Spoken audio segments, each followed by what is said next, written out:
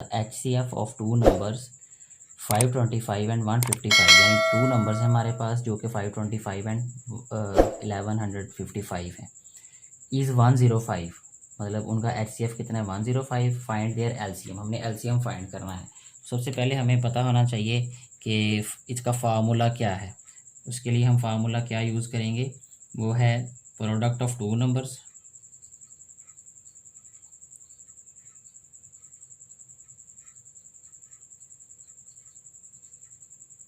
ये इक्वल होता है LCM मल्टीप्लाई बाय HCF।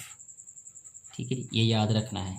जितने भी क्वेश्चन अब इसके बाद करने हैं उनमें यही वाला फार्मूला हमने यूज़ करना है।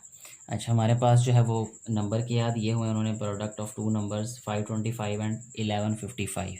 यहाँ पे नंबर्स हम राइट करेंगे 525 मल्टीप्लाई 1155 इज़ इक्वल टू, ये है जी हमारे पास HCF दिया हुआ है, LCM हमारे पास नहीं है। HCF की वैल्यू क्या है 105।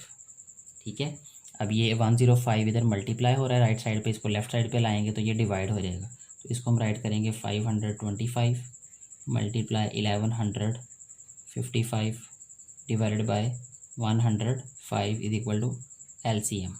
अब इनको जस्ट हमने सिंप्लीफाई करना है, जैसे ये 5 पे कैंसिल होगा, 5 2s are 10, 5 1s are 5, ये 5 1s are 5 0, 5 5s are 25। अच्छा जी, अब ये फिर 3 पे हो जाएगा, 3 7s are 21 और 3 3s are 9, 3 5s are 15। अच्छा जी, ये जो है वो अब ये 7 पे कैंसिल हो जाएगा, ये 7 5s are 35, 1155 multiply by 5, 1155 multiply by 5, 5 5s are 25, 2 carry, 5 5s are 25 और 2 27, 2 कैरी, 5 1s are 5 और 2 7, 5 1s are 5। तो ये आ जाएगा हमारे पास LCM विच इज़ 5775। ये आंसर है हमारे पास इस क्वेश्चन का।